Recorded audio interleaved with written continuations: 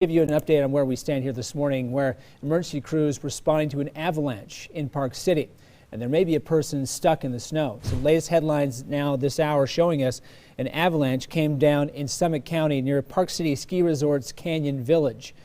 Now, the Summit County Sheriff's Office says this area is notorious for avalanches. They say a helicopter is currently searching for a possible person who may be stuck in that slide. We have a news crew headed there right now. We will continue to update you as more information becomes available.